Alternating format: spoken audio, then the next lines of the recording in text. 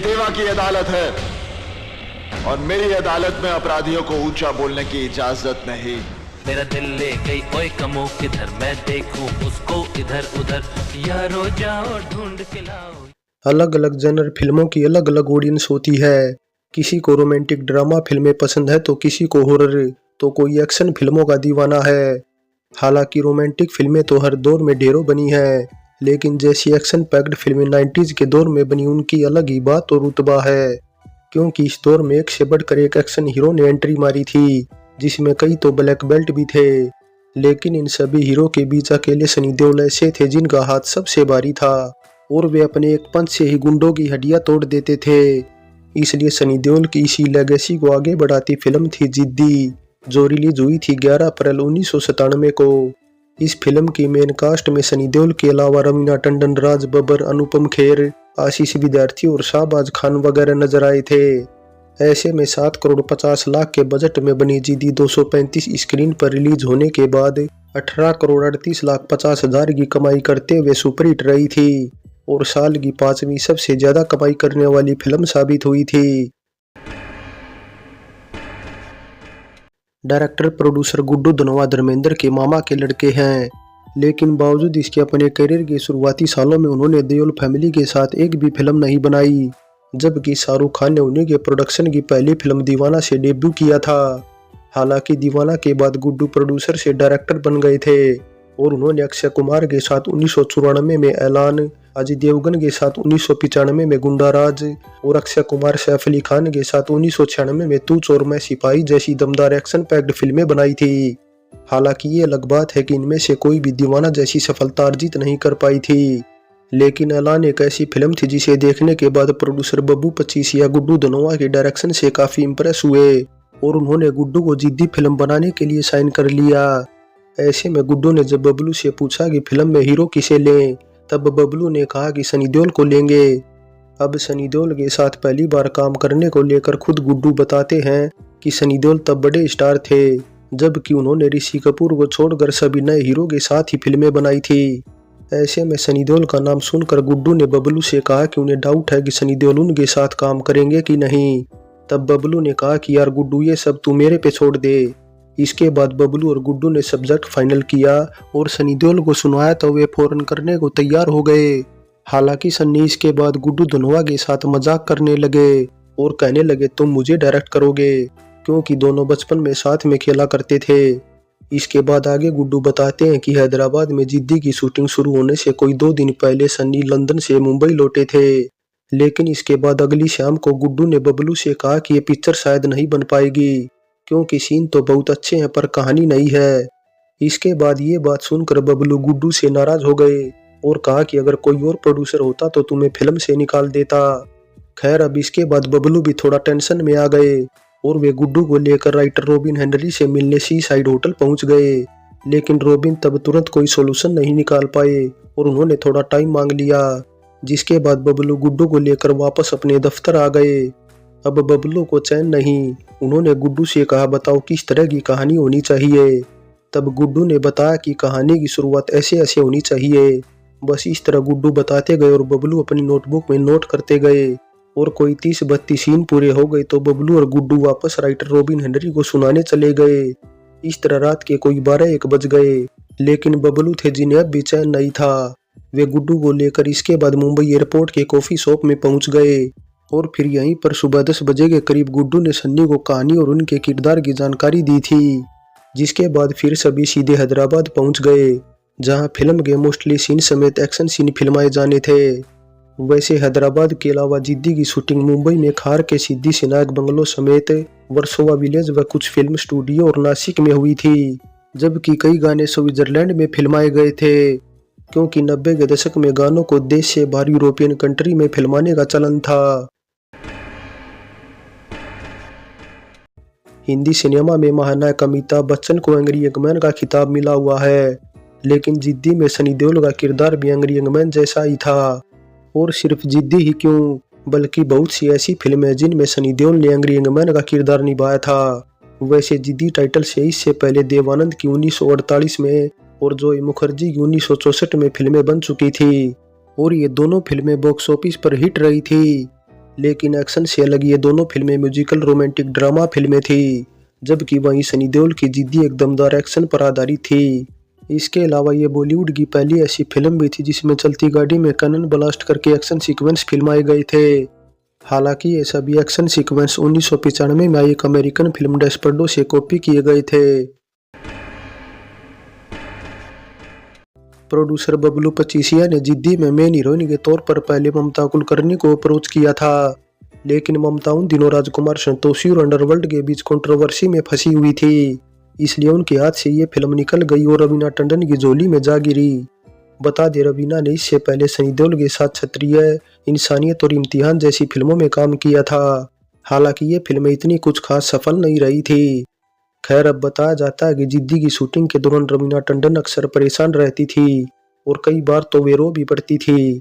कहते हैं इसको और मुस्क छुपाए नहीं छुपता। कभी हीरोइन को लेकर दो हीरो आपस में भिड़ गए तो कभी एक हीरो के पीछे दो हीरोइनें दीवानी हो गई। मीडिया रिपोर्ट्स की माने तो जिद्दी फिल्म की शूटिंग शुरू होने से कुछ टाइम पहले ही 3 साल के रिलेशनशिप में रहने के बाद रवीना टंडन और अक्षय कुमार का ब्रेकअप हुआ था, इसलिए रवीना तब काफी तकलीफ में रहती थी। ऐसे में एक दिन सनी देओल ने उनसे वजह बताने को मजबूर कर दिया, जिसके बाद फिर सनी देओल को अक्षय कुमार पर बहुत गुस्सा आया और उन्होंने अक्षय कुमार को समझाया भी, लेकिन बात नहीं बनी। बल्कि सनी देओल को पता चलने पर अक्षय कुमार और भी ज्यादा भड़क गए थे और उनके बाद सनी देओल के बीच संबंध तब काफी खराब हो गए थे।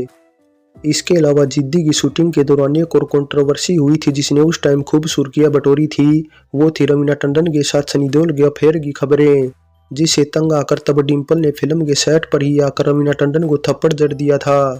हालांकि ये दावा कुछ मीडिया रिपोर्ट्स में ही हुआ है, पुष्टि आज तक किसी ने नहीं की। खैर, अब प्यार, दोस्ती और दुश्मनी बॉलीवुड में हर दिन बदलते हैं। दोस्त कब दुश्मन और दुश्मन कब दोस्त बन जाए कोई पता नहीं। कहते हैं शुरुआत में बॉलीवुड में कई बड़ी कैट फाइट हुई थी, रिश्तों को कड़वाहट में बदलते भी देखा है। ऐसे न जाने कितने लव ट्रायंगल हैं जो फेमस हुए और लोगों के दिलों में बस गए। इसलिए सन्नी, अक्षय, डिम्पल और रवीना के आपसी रिश्ते भी उस दौर में काफी उलझ गए थे। ऐसे में इस पर फुल स्टॉप लगा तब जब अक्षय कुमार ने ट्विंकल खन्ना से शादी की, क्योंकि डिम्पल ने शादी में सनी देओल को भी इनवाइट किया था। बस इस तरह सनी देओल और अक्षय कुमार के बीच कई सालों से चली आ रही कोल्ड वार भी खत्म हो गई थी। बता दें, अक्षय ट्विंकल की शादी 17 जनवरी 2001 को हुई थी और इसके बाद Sunny Deol Akshay Kumar multi starrer film जानी दुश्मन एक अनोखी कहानी में नजर आए थे। हाँ, ये अलग बात है कि इस फिल्म में दोनों का साथ में कोई सीन नहीं था। इसके अलावा डिम्पल कपाड़िया की बहन सिंपल कपाड़िया के बेटे करण कपाड़िया की 2019 में आई फिल्म ब्लैक में भी दोनों नजर आए थे, लेकिन इसमें भी दोनों का साथ में कोई सीन नहीं था। सनी देओल जहां फिल्म में एक अहम किरदार में थे, वहीं अक्षय कुमार ने केवल कैमियो रोल ही निभाया था। 1997 का साल ऐसा था जब राज बब्बर, धर्मेंद्र, सनी देओल और बॉबी देओल तीनों के ही साथ अलग अलग फिल्मों में नजर आए थे। धर्मेंद्र के साथ वे गुंडागर्दी, सनी देओल के साथ जिद्दी और बॉबी देओल के साथ गुप्त में नजर आए थे, जिसमें गुप्त को छोड़कर गुंडागर्दी और जिद्दी में तो वे मेन विलन भी थे। वैसे जिद्दी में तो और भी कई विलन थे, जैसे कि आशीष विद्यार्थी, शाहबाज खान और शरद सक्सेना। बस नहीं थे तो अमरीश पुरी, जो कि इससे पहले गुड्डू धनोआ की सभी फिल्मों में नजर आए थे। हालांकि अमरीश पुरी इसके बाद गुड्डू की अगली फिल्म सलाखे और जाल द ट्रैप में नजर आए थे। जिद्दी में संगीत दिया था दिलीप सेन, समीर सेन ने। वहीं गाने लिखने का काम किया था समीर ने, जिनके लिखे सभी वर्जन को मिलाकर 6 गाने रखे गए थे ऑडियो एल्बम में।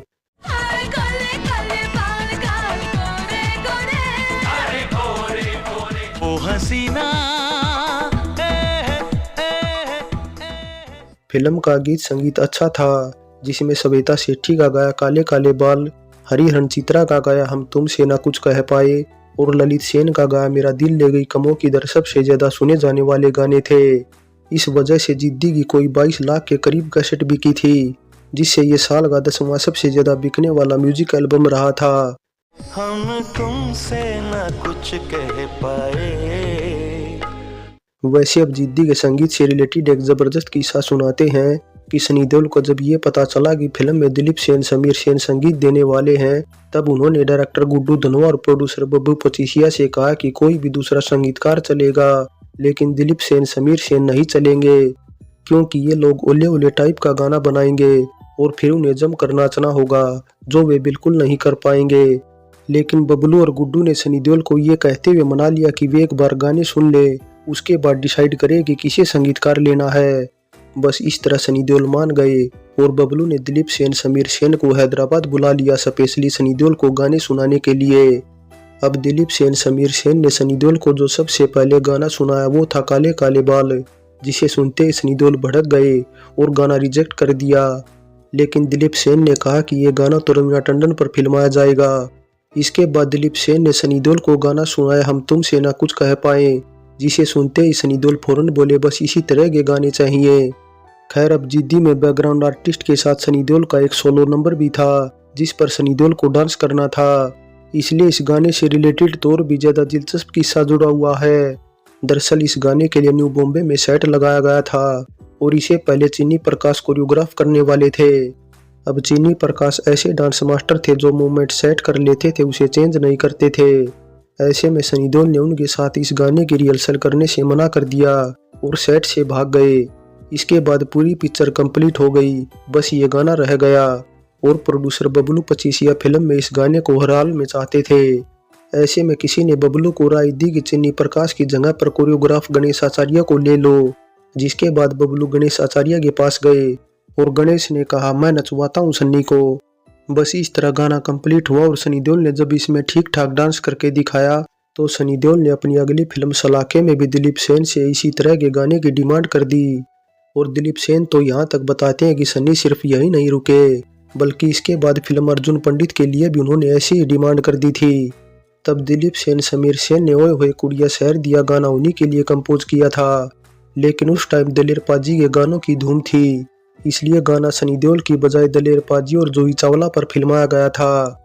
इसके अलावा एक और जानकारी यहाँ ये भी देते चले कि मेरा दिल ले गई कमों किधर गाना एक पाकिस्तानी पॉप बिल्लो दे घर से कॉपी किया गया था और अबरार उल हक का गाया ये गाना पाकिस्तान में काफ़ी फेमस हुआ था। फाइनली सनी देओल की जिद्दी ऐसी फिल्म थी जो पहले वाली जिद्दी फिल्मों से अलग अपने टाइटल पर खरी लगती है, क्योंकि ये जबरदस्त जहरी डायलॉग, दमदार एक्शन सीन, सुपरहिट गीत संगीत और सनी देओल की वजह से काफ़ी बड़ी हिट रही थी। सनी देओल का तो इसमें एक तरह से गॉडफादर वाला किरदार लोगों के जहन में आज भी बसा हुआ है। सो जिद्दी फिल्म पर हमारी ये पेशकश कैसी लगी नीचे कमेंट कर बताएं। अच्छी लगी है तो लाइक करें और चैनल को सब्सक्राइब करें। चलते हैं फिर मिलेंगे एक और नई वीडियो के साथ।